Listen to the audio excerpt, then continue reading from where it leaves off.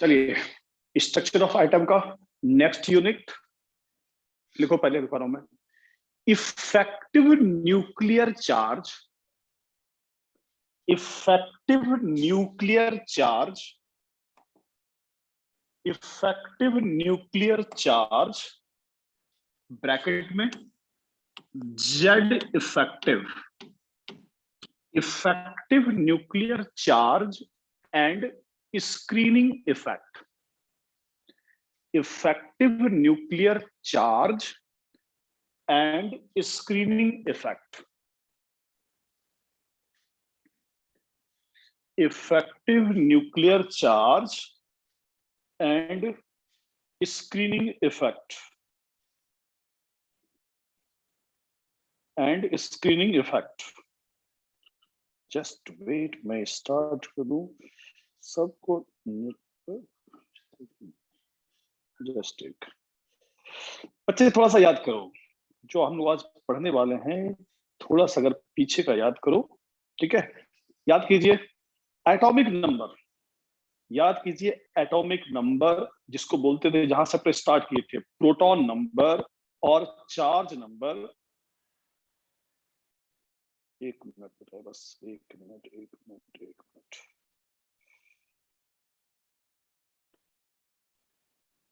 Effective number, चलो start करें, बस एक कर दू। चलो सुनो, आज क्या पढ़ने वाले हम लोग। इफेक्टिव न्यूक्लियर चार्ज और स्क्रीनिंग इफेक्ट, ठीक है। इसको स्टार्ट करने से पहले थोड़ा सा पीछे का याद दिलाता हूं, ठीक है। जैसे एग्जांपल ले रहा हूं मैं सोडियम, एग्जांपल ले रहा हूं मैं सोडियम, ठीक है। तो कुछ पीछे का याद करो। सोडियम नीचे 11, ऊपर 23। नीचे का नंबर को क्या बोलते थे? Atomic number, proton number, charge number. थोड़ा और याद करो। Inside the sodium it is the number of proton, proton का number 11, 23 minus 11 number of neutron 12, and this atom is neutral, this atom is neutral, so number of proton equal to number of electron, जितना proton उतना ही electron, number 11, ठीक है। इस 11 को, ठीक है, ठीक है, ये 11 एटॉमिक नंबर, चार्ज नंबर, और जिसके लिए सिंबल यूज करते थे जेड। ये बहुत बच्चे पहले पढ़ाए थे। ऊपर नंबर ए, नीचे जेड। ए मास नंबर, न्यूक्लियन नंबर, बहुत सारे नाम है। Z atomic number. तो आज यही पढ़ने वाले हैं, जेड इफेक्टिव। जेड इफेक्टिव होता क्या है, चलो स्टार्ट कर रहे हैं। जेड इफेक्टिव सुनिए, पहले हम लोग पढ़े थे Bohr's model. Bohr's model applicable only for atom which have one electron. Bohr's model is applicable only for atom, only for atom which have one electron. जिस एटम में सिर्फ एक इलेक्ट्रॉन है, बोहर्स मॉडल सिर्फ उसके लिए एप्लीकेबल है। अब ये सामने क्या लिखा हुआ, इसको मत देखो, ध्यान सुनो, ध्यान सुनो। हाइड्रोजन, हाइड्रोजन, हीलियम, इसमें हीलियम में प्लस लगा दो, लिथियम 2 प्लस लगा दो, बेरिलियम 3 प्लस लगा दो। सो ध्यान से, हाइड्रोजन नीचे 1, ऊपर 1। इनसाइड द हाइड्रोजन एटम कितने इलेक्ट्रॉन है? 1 इलेक्ट्रॉन। हाइड्रोजन एटम में कितने इलेक्ट्रॉन है? 1 इलेक्ट्रॉन है। दूसरा लिखा मैंने, दूसरा मैंने क्या लिखा? हीलियम। दूसरा मैंने क्या लिखा? हीलियम। दूसरा मैंने क्या लिखा बच्चे? हीलियम। अब ध्यान सुनना, ध्यान सुनना। जो भी पढ़े थे बोहर्स मॉडल का फॉर्मूला, रेडियस का, स्पीड का, एनर्जी का, applicable only for atom which have 1 electron. अब सुनो, इस हीलियम में याद कीजिए, हीलियम नीचे 2, ऊपर 4। नीचे का नंबर प्रोटॉन का नंबर, नीचे का नंबर इलेक्ट्रॉन का number. So helium have 2 electron. तो अगर 2 इलेक्ट्रॉन है तो बोहर्स मॉडल नहीं लगेगा। अब इस हीलियम से 1 इलेक्ट्रॉन निकाल दो तो सिंबल हो गया helium plus. means it have only one electron. lithium lithium lithium 3, तो लिथियम के पास प्रोटॉन कितना 3, इलेक्ट्रॉन कितना 3। हम प्रोटॉन को नहीं निकाल सकते हैं, प्रोटॉन तो न्यूक्लियस के अंदर है, बाहर कौन घूम रहा है इलेक्ट्रॉन, हम इलेक्ट्रॉन को हटा सकते हैं। So lithium have 3 proton inside the nucleus, total electron 3, 2 electron को निकाल दें तो लिथियम के ऊपर हो गया lithium plus plus. So hydrogen have 1 electron, helium plus have 1 electron, lithium plus plus have 1 electron, है 3, 2 निकाल दिए, निगेटिव निकलेगा तो चार्ज कैसा आ गया positive.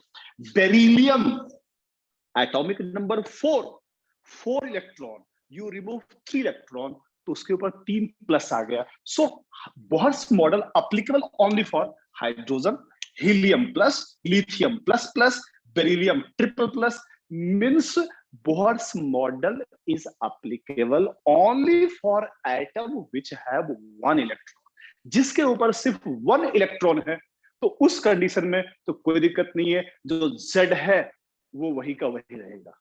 But if atom have multiple electron, जो यहां पर डायग्राम है, चलो अब समझो यहां से, ठीक है। 11 सोडियम की एटॉमिक नंबर, ठीक है। अभी इलेक्ट्रॉनिक कॉन्फ़िगरेशन लिखा सिखाया नहीं है, बस सिंपल समझ लो।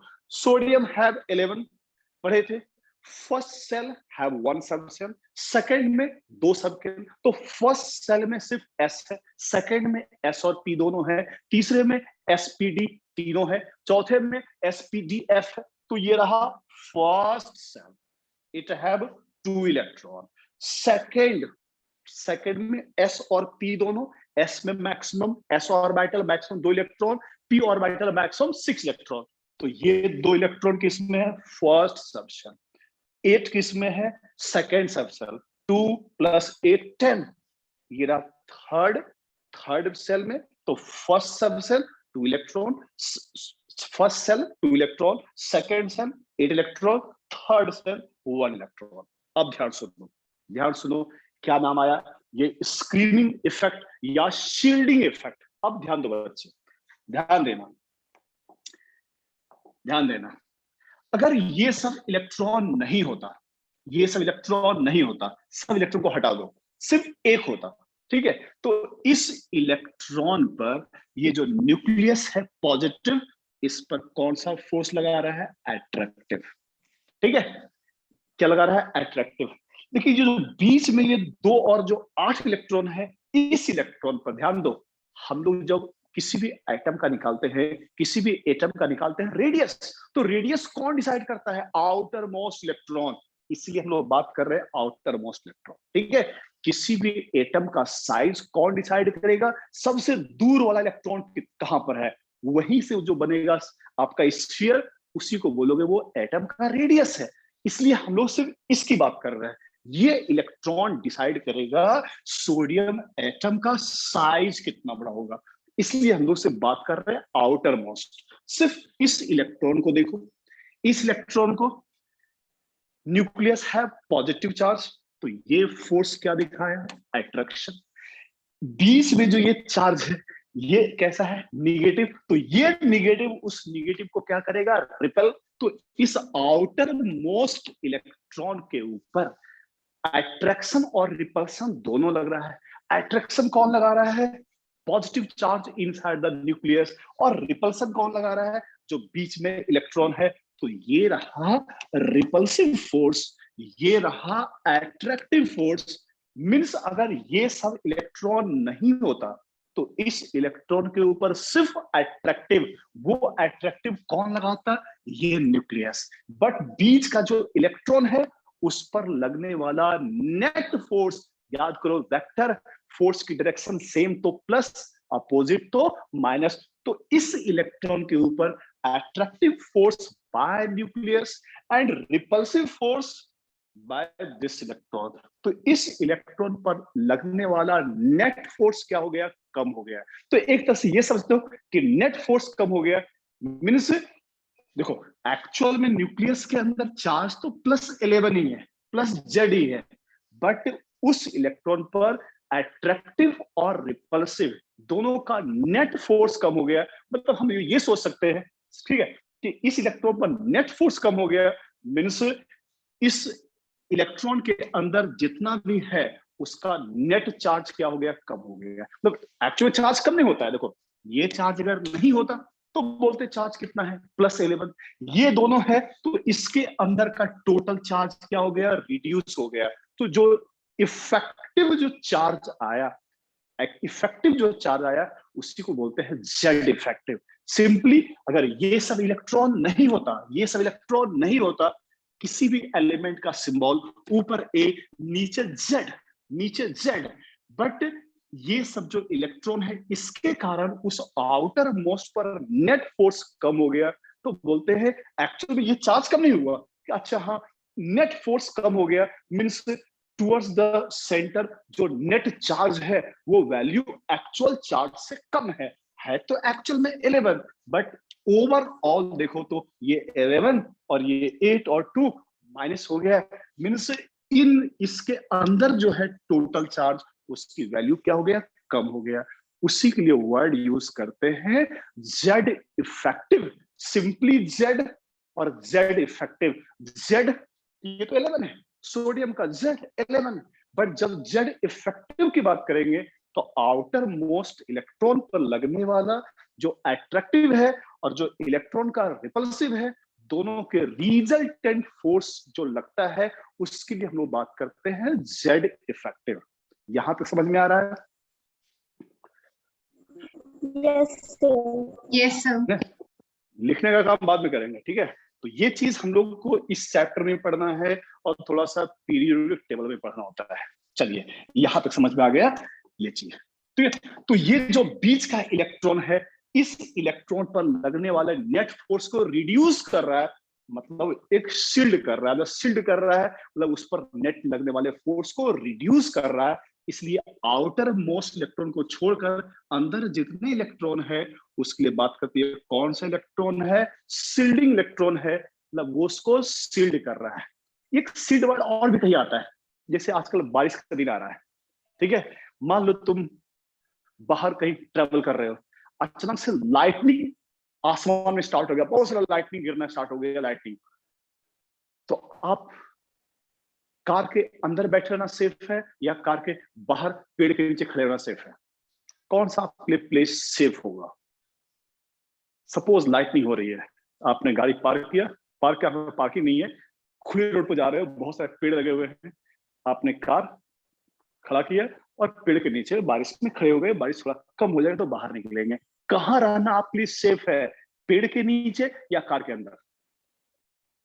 जस्ट गेस करो। वैसे ये 12th क्लास का, कहां पर रहना सेफ है आपके लिए? सब रियल लाइफ में तो भले एक्चुअल क्यों होता है वो बाद में सीख लेंगे, कहां रहना आपके लिए सेफ होगा? पेड़ के नीचे खड़े हो गए वहां सेफ हो गए या कार के अंदर?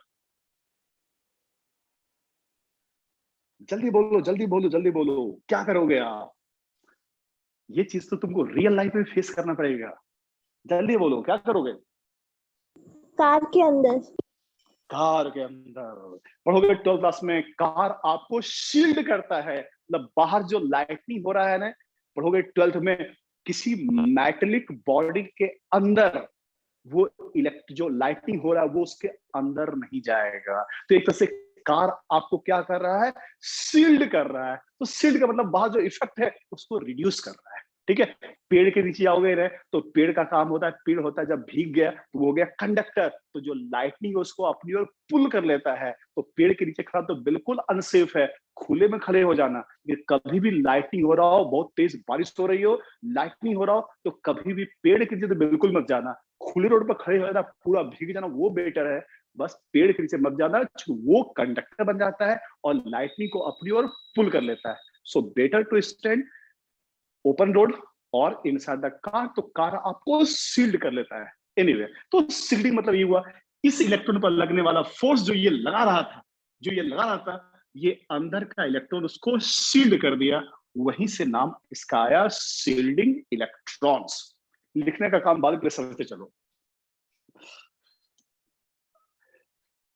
ठीक है। 3 लिथियम, लिथियम का टर्न नंबर 3 है, ठीक है। तो total electron 3, first shell 2 electron, ये बाहर 1 इलेक्ट्रॉन। इस इलेक्ट्रॉन को कौन सील्ड करेगा? सिर्फ ये इलेक्ट्रॉन। तो this electron is known as shielding electrons. और अब देखो, यहां हमने 3 एग्जांपल लिया है पीरियोडिक टेबल के, टॉप टू बॉटम और लेफ्ट टू राइट। ठीक है, 3, 4, 5 लिथियम। अब ध्यान दो, जिस एटम का एटॉमिक नंबर 3 है, तो न्यूक्लियस में जितने प्रोटॉन है उतने बाहर इलेक्ट्रॉन है, 2 इलेक्ट्रॉन 1 इलेक्ट्रॉन। इस इलेक्ट्रॉन को सील्ड कर रहा है ये इलेक्ट्रॉन। प्लीज ध्यान सुनना, इसमें आओ।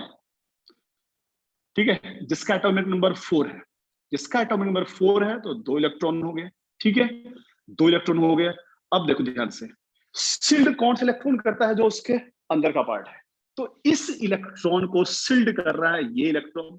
ठीक है, वहां पर आओ, जिसका एटॉमिक नंबर 5 है, तो 5 इलेक्ट्रॉन, ये 3। तो इस 3 में किसी एक इलेक्ट्रॉन को बच्चे सील्ड वो करता है जो उसके अंदर वाला पार्ट है, जो इलेक्ट्रॉन वहां नहीं। तो इसके अंदर ये 2, तो एक तरह से ये समझो इस इलेक्ट्रॉन को सील्ड कर रहा है कौन? सिर्फ 2। इसका मतलब पीरियोडिक टेबल में जब लेफ्ट टू राइट जाते हैं तो सील्डिंग इफेक्ट क्या हो रहा है? कम हो रहा है। ध्यान दो, ध्यान दो। ठीक है, यहां पर 2 इलेक्ट्रॉन, यहां पर 2 याद से, तो यहां पर सील्ड कर रहा है 2 इलेक्ट्रॉन। ध्यान दो, सुनना, यहां भी सील्ड कर रहा है 2 इलेक्ट्रॉन और यहां भी सील्ड कर रहा है 2 इलेक्ट्रॉन। लेकिन इसमें न्यूक्लियस में चार्ज कितना है? 3। इसमें न्यूक्लियस में चार्ज कितना है? 4। और इसमें न्यूक्लियस चार्ज कितना है? 5। इसका मतलब लेफ्ट टू राइट जब पढ़े थे या पढ़ोगे, लेफ्ट टू राइट जब जाते हैं पीरियोडिक टेबल में, तो साइज ऑफ एटम डिक्रीजेस। तो साइज ऑफ एटम क्यों डिक्रीज कर रहा है बच्चे? 3, 4, 5 बताए थे कुछ देर पहले। एटम का साइज कौन डिसाइड करेगा? Outer most electron. तो इसका आउटर मोस्ट ये है, इसका आउटर मोस्ट ये है, इसका आउटर मोस्ट ये है। ठीक है, तीनों में अब ध्यान दो, इसको सील्ड करेगा सिर्फ इसके अंदर का जो है, ये 2 सील्ड कर रहा है, ये 2 सील्ड कर रहा है। तो तीनों में सील्ड का इफेक्ट सेम है ऑलमोस्ट, बट न्यूक्लियस का चार्ज क्या हो रहा है? बढ़ रहा है। तो न्यूक्लियस का चार्ज अगर ये बढ़ रहा है तो जो बाहर का इलेक्ट्रॉन उसको अंदर की ओर पुल करेगा, अंदर पुल किया तो इलेक्ट्रॉन पास आ गया, तो साइज क्या हो गया? छोटा हो गया। So in periodic table when you move from left to right, size of atom decreases. Size of atom decreases क्यों? तो ड्यू टू ठीक है, सील्डिंग इफेक्ट सब में क्या हो गया? सेम, बट उसका इफेक्टिव न्यूक्लियर चार्ज क्या हो गया? ज्यादा। अगर ऐसे सोचो, इसका इफेक्टिव, ध्यान देना, इसका इफेक्टिव 3 था, 2 सील्ड हो गया, एप्रोक्स समझो। तो 3 - 2 1, 4 - 2 कितना हो गया? 2, 5 - 2 कितना हो गया? 3। तो लेफ्ट टू राइट जाने पर इफेक्टिव न्यूक्लियर चार्ज इंक्रीजेस। तो इफेक्टिव न्यूक्लियर चार्ज इंक्रीज हो गया है, तो अट्रैक्टिव फोर्स बाहर वाले पर इंक्रीज हो गया है, तो उसका साइज क्या हो गया? छोटा हो गया। So left to right, size की बात बता दो, left to right effective nuclear charge increases. ठीक है, तो left to right periodic table पढ़ोगे, left to right effective nuclear charge increases. आप बताओगे टॉप टू बॉटम जाने पर क्या होता है? किसी को कुछ आइडिया हो तो? Radius increases, effective nuclear charge decrease. हम रेडियस नहीं पूछ रहे हैं, हम पूछ रहे हैं सिर्फ effective nuclear charge decreases. Effective nuclear charge decreases क्यों? सर क्योंकि रेडियस का साइज बड़ा हो जाएगा। देखो देखो देखो, रेडियस का साइज 2 चीजें, सुनो ध्यान से। वेट,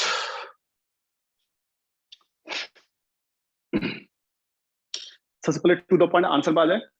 टॉप टू बॉटम जाने पर न्यूक्लियर चार्ज जो बहुत करे वो effective Z almost constant. Size क्यों बढ़ता है उसका और फैक्टर है। Top to bottom Z effective almost constant. Left to right जाने पर जेड इफेक्टिव बढ़ता है। सुनो लॉजिक से, ध्यान देना। अभी आगे पढ़ेंगे, रुक जाओ।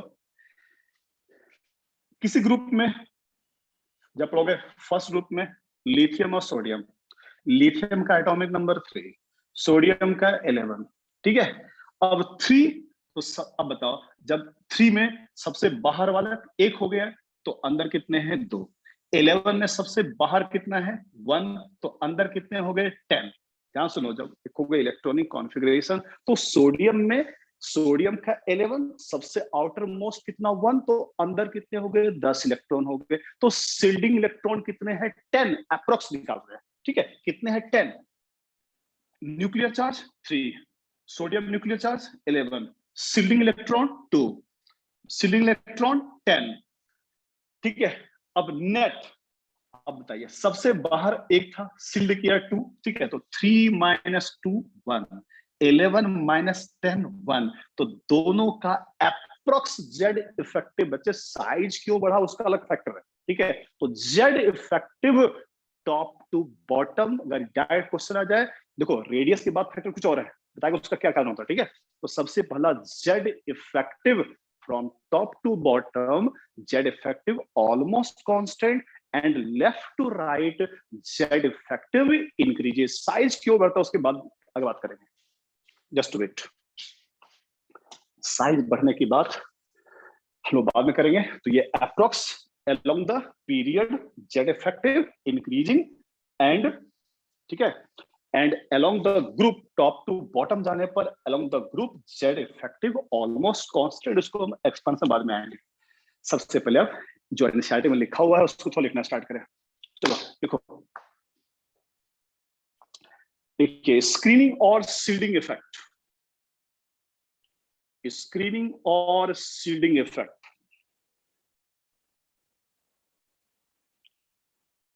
लिखो, the energy of an electron,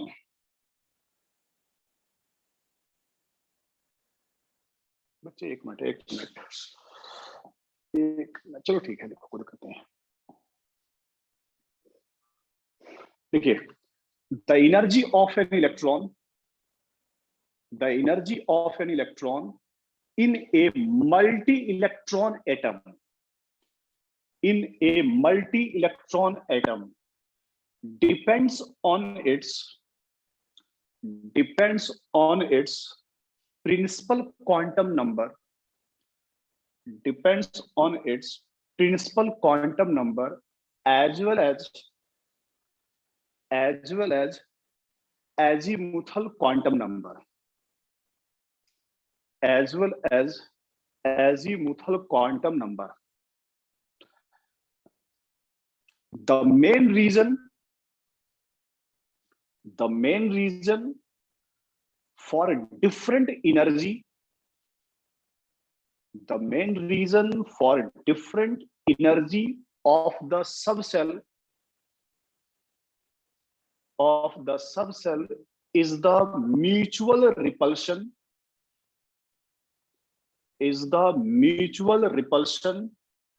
among the electrons, mutual repulsion among the electrons in a multi-electron atom, in a multi-electron atom. आगे लिखो, for hydrogen atom only attraction between,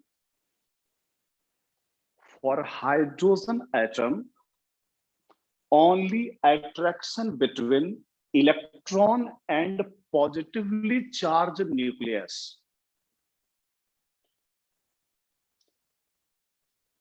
attraction between electron and positive charge nucleus. सुनो इतना क्या लिखना है, please ध्यान सुनना, इतने से क्वेश्चन क्या बनेंगे। सेंटर में न्यूक्लियस, बाहर फर्स्ट सेल, फर्स्ट में सिर्फ एस, उसके बाहर गए सेकंड में एस और पी दोनों हैं, ठीक है। अब ये बताओ, ध्यान सुनना, फर्स्ट में सिर्फ एस है, कोई दिक्कत नहीं है, सेकंड में एस और पी दोनों है। पहले आप जवाब दो, आप सोचिएगा, सेकंड में जो एस और पी दोनों है, एस और पी में जो दोनों इलेक्ट्रॉन है, जो दोनों जगह इलेक्ट्रॉन है, दोनों की एनर्जी सेम या different? First subshell only S, second में एस और पी दोनों है, सेकंड में एस और पी दोनों है। तो अब मेरा आपसे क्वेश्चन है, जो सेकंड में एस और पी दोनों है, वहां पर दोनों ऑर्बिटल की एनर्जी सेम या डिफरेंट? Different. हाँ, सुनो ध्यान से, सेम या डिफरेंट वो डिसाइड करेगा कि शिल्डिंग इफेक्ट हो रहा है या नहीं। अगर ध्यान सुनो, ध्यान सुनो, ध्यान सुनो, if atom have only one electron, hydrogen, helium plus, lithium plus plus, beryllium triple plus, अगर हम उसके लिए बात करेंगे तो फर्स्ट सेल में जितने इलेक्ट्रॉन है सबकी एनर्जी सेम, सेकंड सेल में जितने इलेक्ट्रॉन है सभी की एनर्जी सेम, थर्ड में जितने हैं सबकी एनर्जी सेम। किसके लिए? If atom have only one electron. तो ध्यान सुनो, फर्स्ट में सिर्फ एस है, पढ़े थे, सेकंड में एस और पी दोनों है, थर्ड में एस पी डी ऑर्बिटल तीनों है, और फोर्थ में एस पी डी एफ चारों है। अब तुमसे पूछा जाए फोर्थ सबसेल में, तो फोर्थ सबसेल में सभी इलेक्ट्रॉन की एनर्जी सेम या डिफरेंट, वो डिसाइड करेगा कि न्यूक्लियस जो है, ठीक है, वो लिथियम है या लिथियम प्लस प्लस है, बेरिलियम है या बेरिलियम ट्रिपल प्लस है। तो तुमसे अगर पूछा जाए बेरिलियम ट्रिपल प्लस के लिए, तो बोलोगे सेकंड में जितने भी सबसेल हैं, सेकंड में जितने इलेक्ट्रॉन हैं सभी की एनर्जी सेम। थर्ड में जाओ एसपीडी जो भी है, तो थर्ड में अगर मैं पूछूं, थर्ड में जाओ बेरिलियम ट्रिपल प्लस के लिए, तो सबकी एनर्जी सेम। तो सबकी एनर्जी सेम या डिफरेंट वही डिसाइड करेगा कि उस इलेक्ट्रॉन पर ओनली अट्रैक्टिव फोर्स या अट्रैक्टिव और रिपल्सिव दोनों है। तो बच्चे, अगर जो इलेक्ट्रॉन घूम रहा है वहां एक ही इलेक्ट्रॉन है, ओनली अट्रैक्टिव फोर्स, तो उस कंडीशन में फर्स्ट सेकंड, मतलब बोहर्स के पास चले जाओ कि फर्स्ट के पास एनर्जी, सेकंड में जितने इलेक्ट्रॉन है, थर्ड में है, फोर्थ में जो भी है, सबकी energy same. But in case of multi electron, in case of multi electron, energy कौन डिसाइड करेगा? एनर्जी कौन डिसाइड करेगा? तो भाई उसमें कितने शिल्डिंग इफेक्ट हैं। एनीवे, तो फॉर मल्टी, सुनो और सुनो, यार सुनो आपके, अब शिल्ड कौन ज्यादा बेटर करेगा? प्लीज याद कीजिए, एस का शेप स्फेरिकल, पी का शेप डंबेल, डी का शेप डबल डंबेल। आप सोचो लॉजिकली, कौन सा शिल्डिंग अधिक इफेक्टिव होगा? किसकी शिल्डिंग, एस का, पी का या डी का? सोचो लॉजिकली से, कौन अधिक शील्ड करेगा, मतलब कौन अधिक न्यूक्लियस को कवर करेगा? तो बच्चे, एस का शेप का ऐसा स्फेरिकल, तो स्फेरिकल वो चारों तरफ से कवर किया हुआ है। पी का शेप डंबेल, डी का डंबेल, तो बच्चे सीडिंग इफेक्ट सबसे ज्यादा होता है एस का, उसके बाद पी का, उसके बाद डी का, उसके बाद एफ का। तो एस का शेप स्फेरिकल, चारों तरफ इलेक्ट्रॉन है, तो चारों तरफ से वो सील्ड कर रहा है। तो anyway, shielding is maximum for S, उसके बाद पी, उसके बाद डी, उसके बाद F.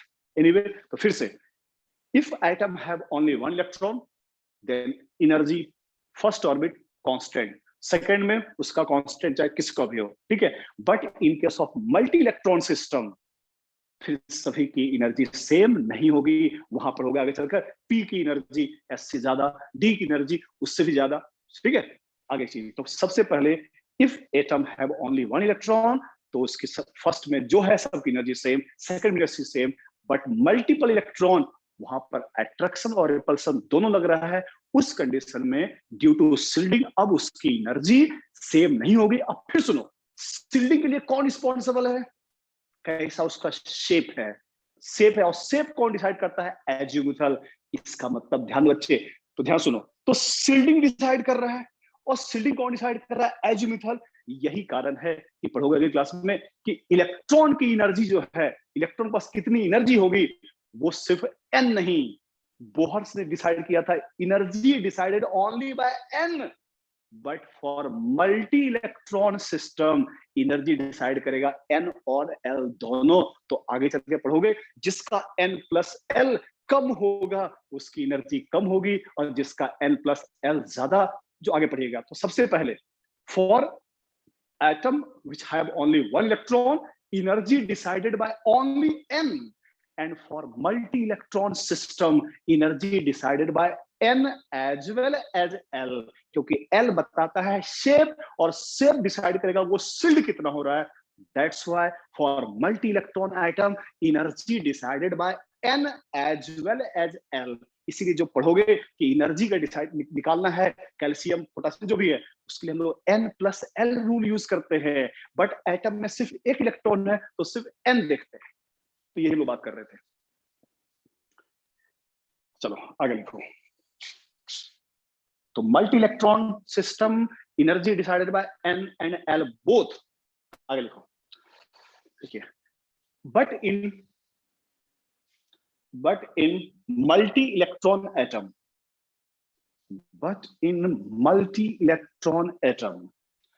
attraction between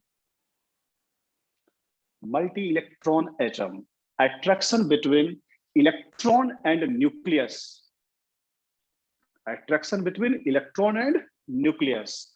and repulsion between every electron,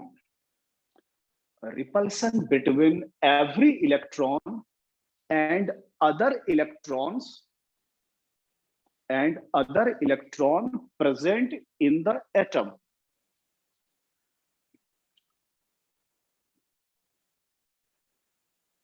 So stability of an electron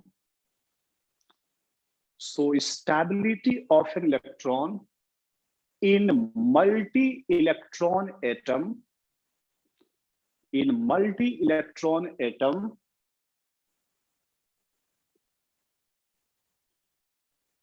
due to total attractive force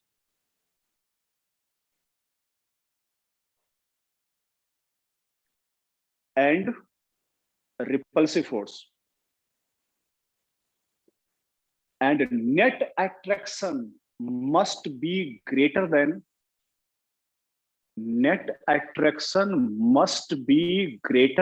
repulsion. Net attraction must be greater than repulsion. अगर repulsion ज्यादा attraction कम तो electron तो दूर भाग जाएगा. तो net attraction must be greater than repulsion.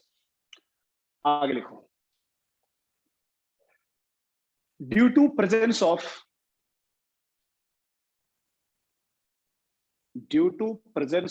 electrons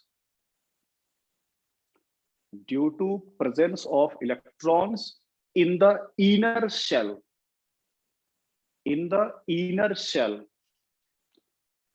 the electron in outer shell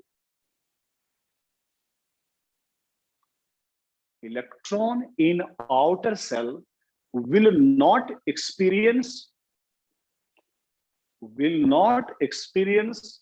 the full positive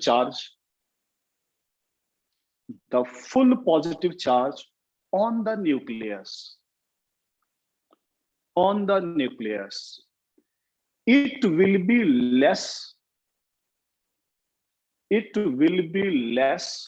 due to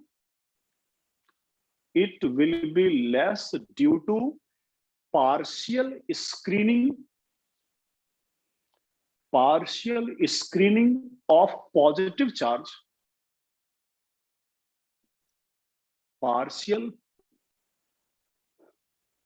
it will be less due to partial screening of positive charge on the nucleus by the inner cell electrons, is known as shielding of outer cell electrons from the nucleus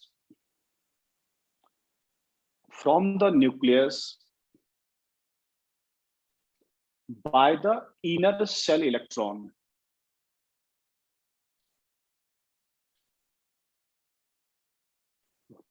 Net positive charge net positive जो repel किया, net positive charge experienced by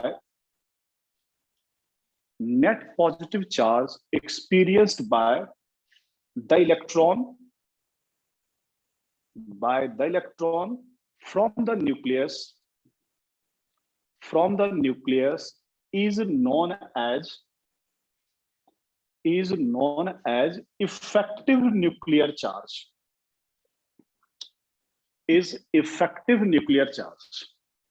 ठीक है, तो जितना समझा वही बात है। अब फिर हम लोग लिखाएंगे क्या चीज, स्क्रीनिंग सबसे अधिक कौन करेगा, एस का शेप, क्योंकि वो सिमेट्रिकल चारों तरफ उसको घेर रहा है, उससे कम शिल्डिंग पी का, उससे कम शिल्डिंग डी का, उससे कम शिल्डिंग कौन करेगा, एफ। आगे लिखो, attractive and repulsive interaction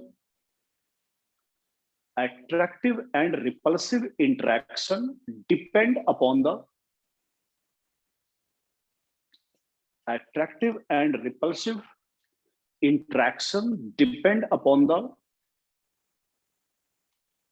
shell, कर दो ब्रैकेट में n, depends upon the shell bracket में n and shape of orbital bracket में l। पढ़े थे, shape कौन डिसाइड करता है, azimuth। ठीक है, फिर से, attractive and repulsive interaction depends upon the shell bracket में n and shape of the orbital bracket में l in which electron is present,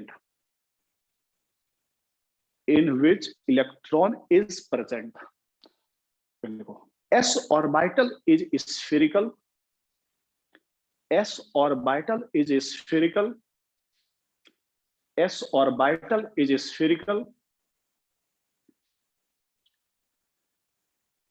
so it shield the electron more effectively compared to p orbital, and p orbital more effectively than d orbital,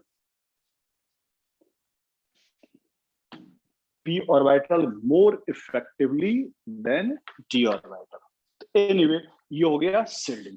अब सुनो, यहां जो कुछ अब लिखवा रहा है वो उतना इंपॉर्टेंट नहीं है। चलिए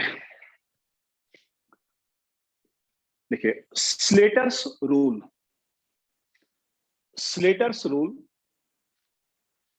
for Z effective,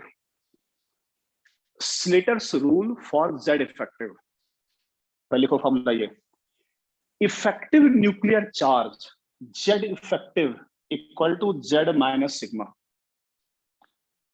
effective nuclear charge Z effective equal to Z minus sigma.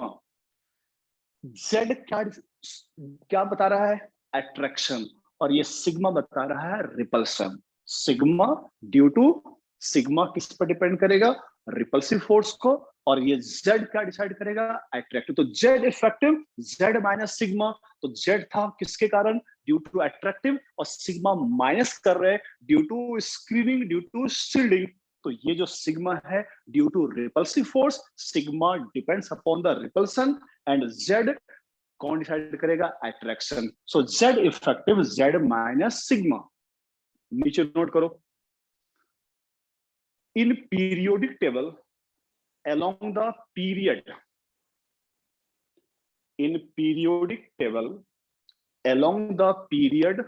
Z effective increases, दूसरा point,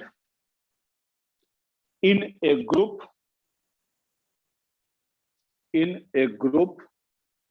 Z effective almost constant,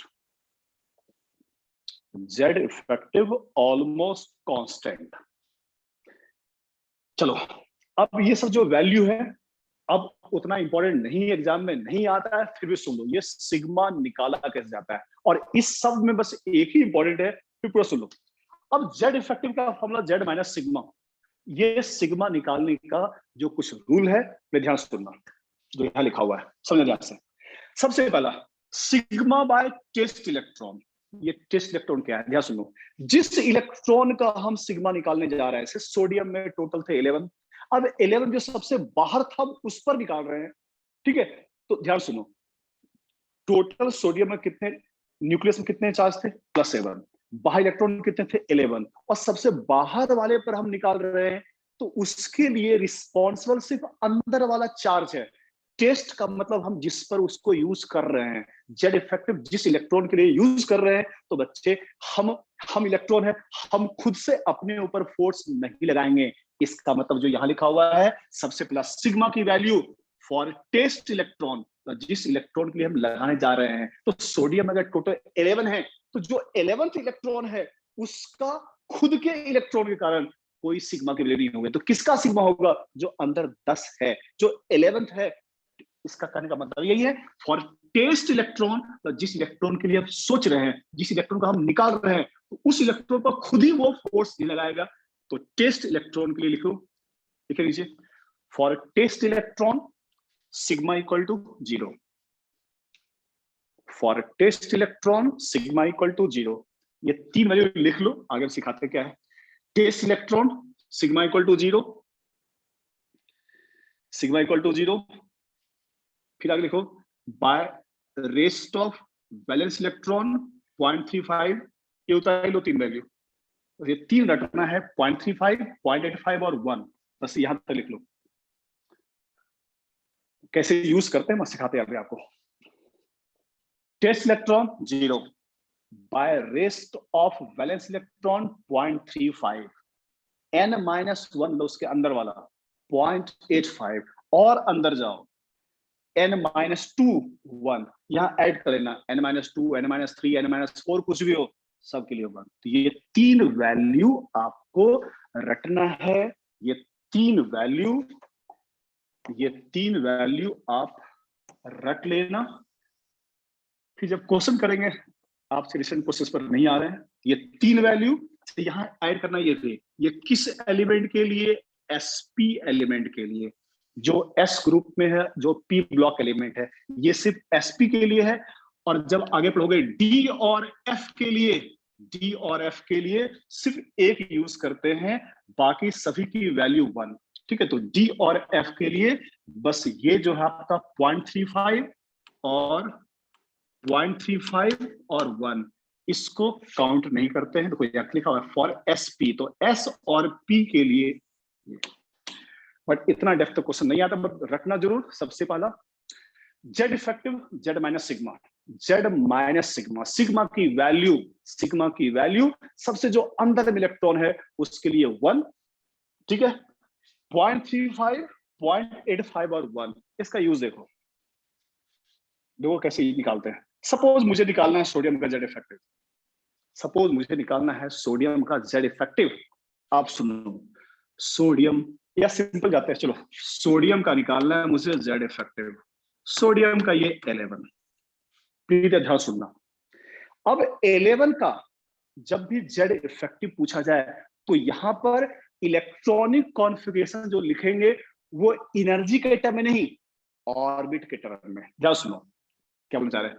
11 का 1s2, पहले ऑर्बिट में सिर्फ 2 इलेक्ट्रॉन है फर्स्ट सेल में, उसके बाद 2s2 2p6, कितने हो गए 10, और 3s1। ध्यान देना, मुझे लगाना है स्लेटर्स रूल, ठीक है।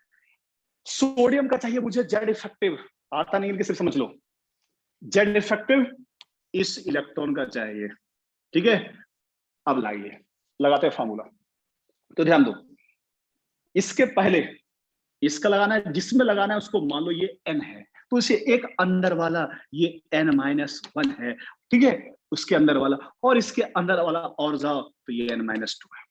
प्लीज ध्यान सुनो, इलेक्ट्रॉन जिसका निकालना है वो है n, उसके अंदर वाला n-1, उसके अंदर वाला n-2, और बाकी n-3, n-4 कुछ भी हो, सबके वैल्यू सेम होता है। तो सबसे पहले जिस इलेक्ट्रॉन का निकालना है वो मान लेना n, इसके पहले वाला n-1, इसके पहले वाला n-2। अब पहले निकालो सिग्मा की वैल्यू, ध्यान देना सिग्मा की वैल्यू, ठीक है। अब सिग्मा की वैल्यू इसमें काउंट करो, टोटल इलेक्ट्रॉन कितने हैं, 8 हैं, ठीक है। तो टोटल 8 है और एक पहले वाले n-1 के लिए, ध्यान सुनना, ये n-1 के लिए 0.85, तो यहां बच्चे 8 मल्टीप्लाई बाय 0.85, जिसका निकाल रहा है वो है n, उसके ये है n, तो उसके पहले वाला n-1, उसके पहले वाला n-2, तो n-1 में कितने इलेक्ट्रॉन है, 8, तो 8, और n-1 के लिए 0.85 प्लस इसके पहले चलो, ये कौन है, n-2, n-2 में कितने इलेक्ट्रॉन है, 2 इलेक्ट्रॉन, तो 2 से मल्टीप्लाई है, 2 से मल्टीप्लाई, और फिर यहां पर आओ, n-2 के लिए 1, तो ये 1, बच्चे सॉल्व कर देना, तो 8 + 2 10.85, ये क्या निकला, सिग्मा निकला, ये क्या निकला, सिग्मा।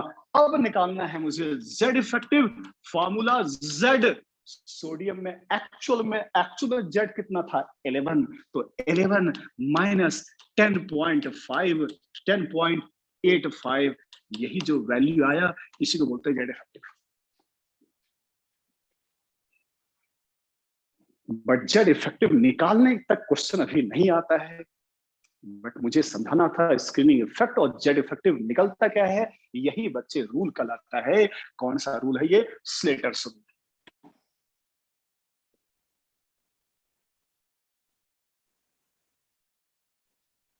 समझ में आ गया? Yes. Excuse me sir. हाँ बोलो। सर ये सिग्मा की वैल्यू दोबारा समझा दीजिए। सुनो कोई दूसरे एग्जांपल से आते हैं, कोई दूसरे एग्जांपल से आते हैं, ठीक है।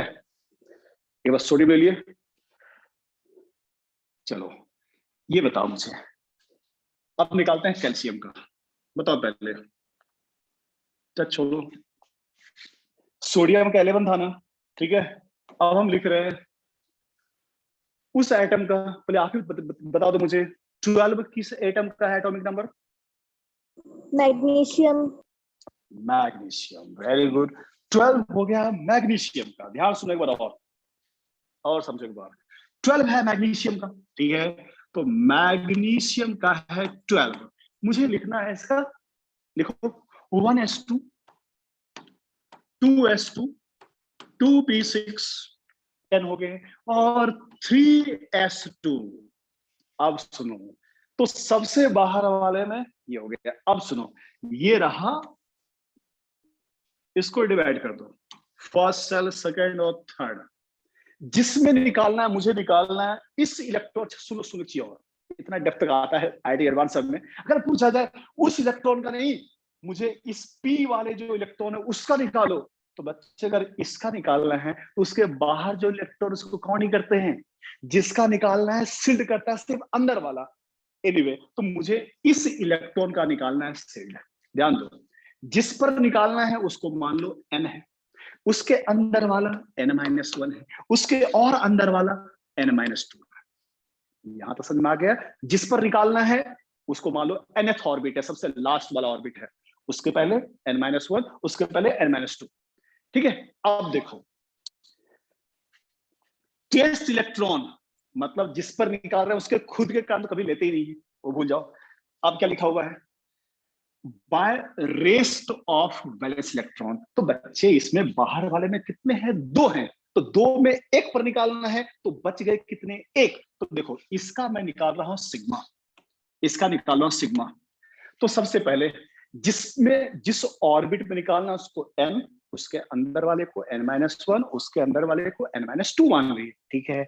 अब लगाओ फॉर्मूला सिग्मा का, 2 इलेक्ट्रॉन है, एक का निकाल रहे हैं, तो उसको काउंट नहीं करेंगे, उसको सीट काउंट करेंगे जो दूसरा है, तो एक का निकाल रहे हैं, दूसरा कौन बच गया, 1, तो 1 और n ऑर्बिट के लिए, n के लिए 0.35, तो 1 × 0.35 प्लस n निकल गया, उसके अंदर वाले को क्या माने, n-1, कितने इलेक्ट्रॉन है, 8 और n-1 के लिए 0.85, तो 0.85 ये निकल गया। भाई सबसे पहले इलेक्ट्रॉन के नंबर से क्यों मल्टीप्लाई कर रहे हैं? अरे जितने इलेक्ट्रॉन है सब तो रिपेल कर रहा है। तो बताओ इस सेल में कितने इलेक्ट्रॉन है? 8 को मिलकर रिपेल कर रहा है, एक नहीं 8 को रिपेल कर रहा है, इसलिए 8 से मल्टीप्लाई किए। और एक का रिपल्सिव इफेक्ट कितना है? 0.85 है, तो 8 इंटू 0.5 प्लस, अब इसमें 2 था, 1 पर निकालना था, तो जो बचा हुआ 1 उसको रिपेल कर रहा है, तो उसका 1 काउंट हो गया। इसमें कितने थे? 8, तो 8 को काउंट कर लिए। अब इसमें कितने हैं? 2, तो 2, ये था n, ये था n-1, ये था n-2, तो n-2 के लिए कितना है? 1, तो 2 इंटू 1 सॉल्व कर लेना, सिग्मा निकल गया। वहां यूज कर लेना जेड इफेक्टिव, जेड कितना था? मैग्नीशियम का 12 माइनस सिग्मा रख देना, आ जाएगा। अब समझ में आया ना उसका? Yes sir. ये बस 3 याद रखना। और सपोज मान लो किसी में 5 है, तो बच्चे ये n-2, n-3, ये जो 1 वैल्यू है ना, ये जो 1 वैल्यू है n-2 के लिए भी, n-3 के लिए भी, n-4 जितने हो सब के लिए एप्लीकेबल है, सबके लिए एप्लीकेबल है। तो बस ये 3 रटना है, 3 रटना है। जिस ऑर्बिट में इलेक्ट्रॉन है उसी में जो दूसरा इलेक्ट्रॉन है उसका शील्डिंग 0.35, उसके एक अंदर वाले का शील्डिंग 0.85, और अंदर जितने इलेक्ट्रॉन हैं सभी का शील्डिंग 1। बस ये 3 रटना है। 0.35 और तुम सोचो जो जितना न्यूक्लियस के पास है, क्यों जेड की वैल्यू बढ़ रहा है? क्यों जेड की वैल्यू बढ़ रहा है? सोचो लॉजिकली से बच्चे, सोचो लॉजिकली से कि जो इलेक्ट्रॉन जितने न्यूक्लियस के पास है वो उसको अधिक कवर कर रहा है, तो शील्डिंग इफेक्ट किसका ज्यादा है? जो जितना अंदर है। एनीवे, तो ये 3 वैल्यू आप रख लेना। सबसे पहला खुद का इलेक्ट्रॉन खुद के ऊपर फोर्स नहीं लगाएगा। चलो एक बार मैं वापस आ जाऊं, समझो इसी के ऊपर जहां क्लास स्टार्ट किए थे, ठीक है, जहां क्लास स्टार्ट किए थे। अब देखो इस पर निकालना है मुझे सिग्मा, तो ये हो गया n, ये हो गया एक कम वाला n-2 1, और ये n-2। अब इसमें तो एक ही इलेक्ट्रॉन है, ठीक है, एक इलेक्ट्रॉन है, इसमें कोई और इलेक्ट्रॉन नहीं है, ठीक है। अब देखो n-2 के लिए बताए थे कितनी वैल्यू? 1, इसके लिए कितनी वैल्यू? 0.85, ठीक है। और इसमें तो कोई दूसरा है ही नहीं, दूसरा होता तो 0.35 भी काउंट करते। अब मुझे निकालना है कि बताओ सोडियम का जेड इफेक्टिव, तो सबसे पहले सिग्मा निकालना, ठीक है। इस n वाले में तो इलेक्ट्रॉन है ही नहीं, तो उसमें है ही नहीं, तो उसको कर दिया 0, काउंट किया है, इसमें है ही नहीं। इसमें कितने हैं? 8, इसमें कितने हैं? 8, और एक का इफेक्ट 0.85, एक का इफेक्ट 0.85, तो 8 मल्टीप्लाई बाय 0.85। इसमें कितने हैं? 2, इसमें कितने हैं? 2 इलेक्ट्रॉन, और एक का इफेक्ट 1, तो प्लस 2 इंटू 1, ये निकल गया सिग्मा। और क्या पूछा गया था? Z effective, formula Z minus sigma, answer आएगा। तो ये रख लेना, फिर देखेंगे पैटर्न क्वेश्चन में ना। तो ये 3 वैल्यू 0.35, 0.85, 1, बस ये ना। और ये किसके लिए? सुन लो, ये किसके लिए? एस और पी के लिए। अगर कोई एलिमेंट डी ब्लॉक का है, कोई ब्लॉक एफ एलिमेंट का है, तो उसमें सिर्फ 2 वैल्यू, उसमें सिर्फ 2 वैल्यू यहाँ काउंट नहीं करते, बस ये 0.85 और ये वैल्यू, उसका कुछ करवा देंगे, लेकिन उतने डेप्थ तक आपको जरूरत नहीं है। बस ये याद रखना कि शील्डिंग होता क्या है, और शील्डिंग कारण जेड इफेक्टिव क्या होता है? कम हो जाता है। टू द पॉइंट, गलत मत करना। इनप्यूटेबल left to right, Z effective decreases top to bottom, Z effective constant. गलत मत करना कि सर रेडियस बड़ा हो गया तो जेड इफेक्टिव कम हो गया, नहीं, वो वहां पढ़ोगे और क्या इफेक्ट होता है उसका, क्यों ऐसा होता है। चलो बाय।